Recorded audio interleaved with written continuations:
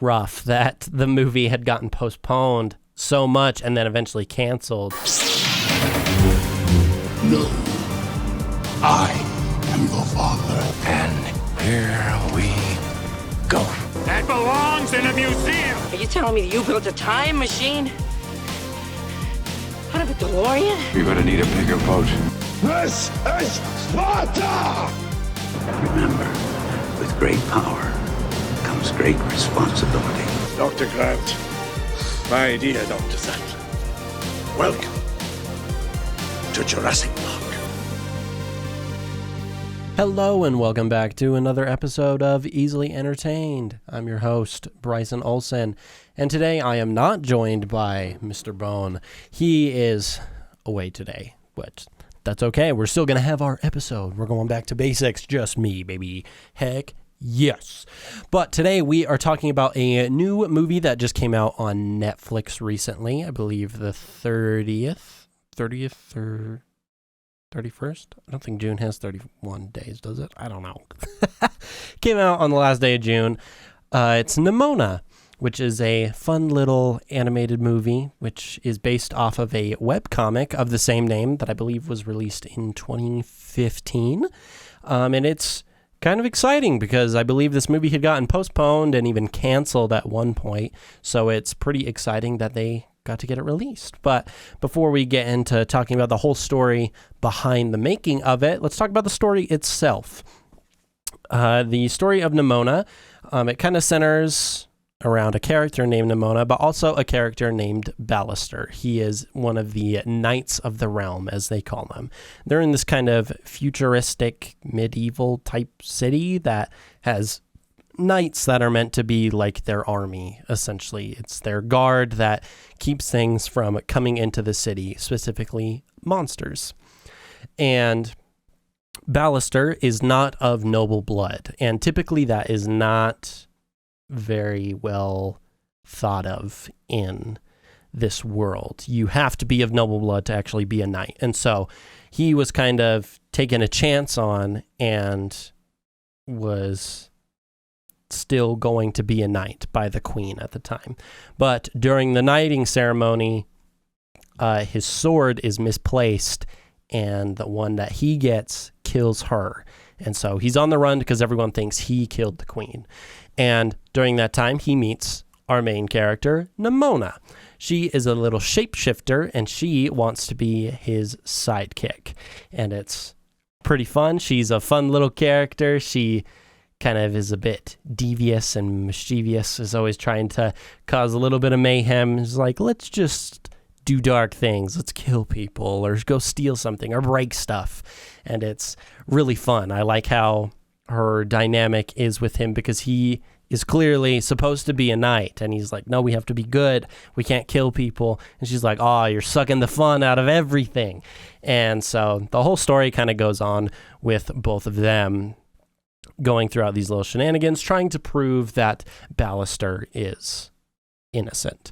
And we get a bunch of different characters like Ambrosius, which is Ballister's love interest, and it's a guy. So you got a bit of LGBT representation in here, which is really wonderful because that's how the original comic is. Nimona kind of has some gender fluidness, it seems, to her. It doesn't really outright say it in this, but like stereotypical like gender fluid appearance is like kind of her main character design. But I believe in the original comic that's kind of how she is like a bit more gender fluid. So there's a lot of representation in this, and it's wonderful, especially because it was released on the last day of Pride Month. I think that's fantastic that we're getting that kind of representation. But so they're kind of going throughout the story trying to prove Ballister's innocence. Ambrosius is kind of the one who disarmed Bal after he killed the queen. He chopped off his arm, and so Nimona kind of thinks it's his nemesis. And so they find out later that the director of the institution where all the knights are trained is who actually set him up and decided, oh, well, I think that Ballister becoming a knight is like the first crack in the wall, and everything's going to start tumbling down when he becomes a knight. So that's kind of where our story gets put up. And then they find out that's it. And Nimona, as I said, is this little shapeshifter. And so then Bal, of course, this is kind of like typical stuff that you may see in these kind of movies. He figures out that technically she's like 1,000 years old, because the founder of this town, of the city and the knights, Glorith, said that there were monsters everywhere and founded the knights, and that was really Nimona. And because of people telling him that, oh, they're a monster, everything kind of got a bit skewed. So the whole show is kind of about being misunderstood, because Nimona's misunderstood, Bal's misunderstood. That just happens, and you don't want to.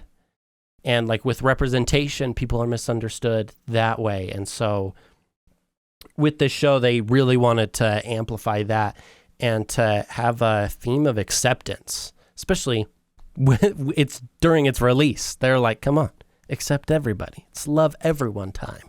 It's great, which you should always be doing. It's not just for Pride Month, but it's a interesting kind of story. And I like the way they tell it, even going so far as to make one of the characters a shapeshifter that is considered to kind of be a monster. She's kind of demonized, even though like she's kind of just alone. She just wants someone to be there for her. You know, not everything is black and white. Not people aren't just good or evil. They can be a mix of both. And I like that this character really embodies that, because she's very mischievous, but she can have her sweet moments, and she realizes that if people actually care, she doesn't really need to be as evil, because her whole philosophy is that, well, if people see you as a villain, there's no sense in trying to be anything but a villain. But going through this story, she learns that it's not exactly that way.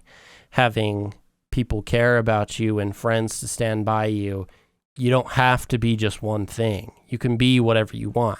And that's like, it's really poetic storytelling, because she is a shapeshifter. She can be whatever she wants. And in the story, it's because she's alone.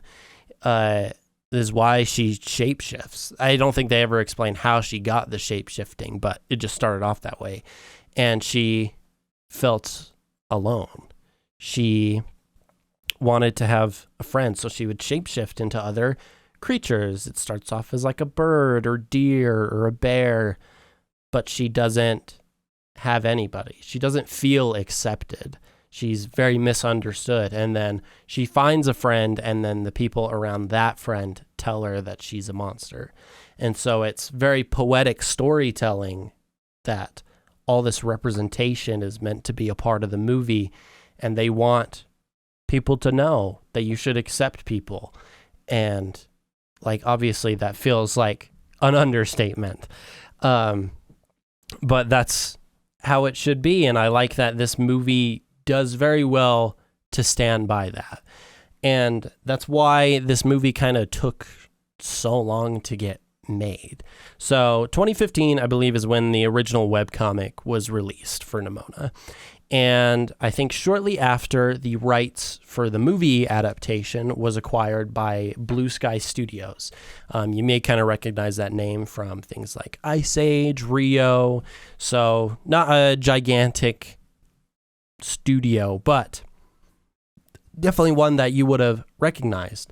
But it was owned by Fox, like 21st Century Fox. And if you guys remember, Disney acquired them in 2019.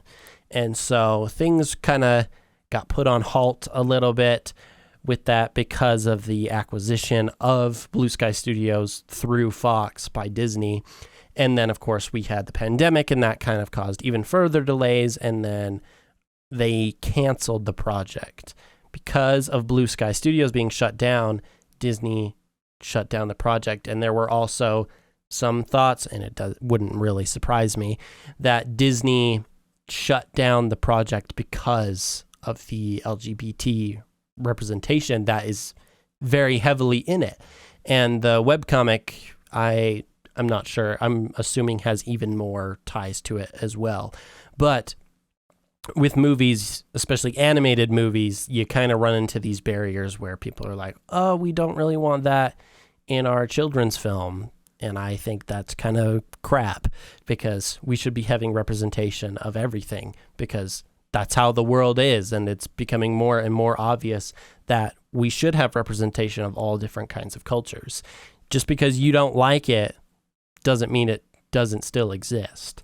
And so the movie kind of got delayed and then canceled when it was already 75% done. So it's kind of rough that the movie had gotten postponed so much and then eventually canceled, and they were so far along. And then I believe 2021, another studio decided to pick up production. It was Annapurna Pictures. They picked it back up and they decided to finish the movie. And they clearly got it done, and they released it on Netflix. And so if you haven't seen it, you absolutely should, because it's on Netflix, and most everybody has Netflix if you're not getting logged out by their password issues right now. But they picked it back up, and I'm not sure how, because I don't think they are owned by Disney, but I'm assuming they probably just bought the rights from them and then just decided to do it themselves, which I think is wonderful, because if you watch the movie, it's very fun. It's a fun, cute little movie, has well-built characters. The animation is really fun. I like how most of the characters are very solid colored. They have like harsh shadows, so it's not really anything soft. You have a lot of crisp shadows to everything. And then other than characters like skin, a lot of other things can have a lot of interesting detail to the animation. And so I love that aspect as well. I like that they got really creative with the animation. It's basically like a webcomic come to life. I've read a lot of webcomics through like Webtoon and things like that, and I feel like this movie really is just a webcomic come to life. And I find it fascinating. I find it very interesting, and I think it suits the story in particular. And I think it shows that we need a lot of representation, and not just in the form of like LGBT, but it also has its main character, Ballister, is based off of, like, ethnic wise, I think South Asian, I believe. I could be totally wrong. I think I may have read that somewhere, but it's of a person of color. I can't remember exactly what of, but they are not your typical white lead, and the other lead is supposed to kind of have some gender fluid tendencies. So you have both ethnic and sexuality representation. You have the representation of animation as a medium, because it's a very powerful one. I think people kind of underestimate the power of animation, because it's usually so good for a vast audience. You can really put some powerful issues into it. And I think people kind of disregard that aspect of things. But I like that they stuck to their guns and they decided, you know what, we're going to finish this story, and it's a story that is meant to be shown, and got it released on Netflix. And I think Netflix, although they have some issues, is a good place to release this kind of story, because a lot of people have the platform and they can see it for themselves, and it gets this kind of stuff out there. And I think it's a good leap for original animation in general, original stories. Granted, it is based off of something, but it's not something we've seen really before. We get to have new kinds of characters and the representation and everything. I think it's a really great way to tell a story. And I'm excited to see if they have anything continuing with it. I really want to get the graphic novel version myself so I can read it and see how it compares to the movie. But yeah, that was me talking about Nimona. It's a bit of a shorter episode today because we don't have Cormac here to kind of go back and forth a little bit with. But yeah, thank you for listening to me talk about Nimona. I hope you go and check it out yourself. But before we end the episode, we really got to talk. It's the question of the week time. Our question of the week is, if you could shapeshift, what would you shapeshift into, since this story is really all about kind of shifting in a very general sense. Not only just the character is shape-shifting, but the production shifted back and forth between a lot of things, kind of controversy shifts back and forth between a lot of things. So I feel like this is a suitable question for this kind of story, is if you could shapeshift, what would you shapeshift into?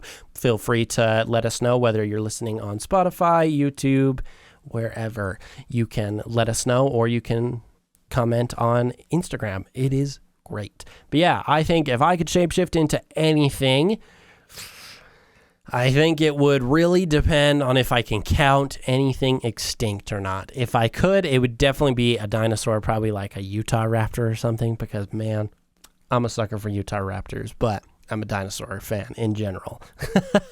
So I think that would definitely be one. But if we kind of have to go on anything current, anything modern, I would definitely shift into like an orca, probably. I think that would be really cool, because I think that would make me less afraid of the deep ocean, because who knows what's down there. But also anything that could fly, really. I feel like flying could be really awesome. Being a bird, being like an eagle or something, be able to fly throughout the world like virtually effortless. And I think that would be really sick. But yeah, if you could shapeshift into anything, what would you shapeshift into? That's our question of the week. And thank you for listening. Until next time, this is Easily Entertained. Thank you for listening to this week's episode of Easily Entertained. If you enjoyed, be sure to tune back in Tuesdays at 5 p.m. Mountain Standard Time, where we're available on all podcast platforms. And if you want all the latest updates on all things entertainment, check us out on social media for Twitter, TikTok, and Instagram. And until next time, this is Easily Entertained.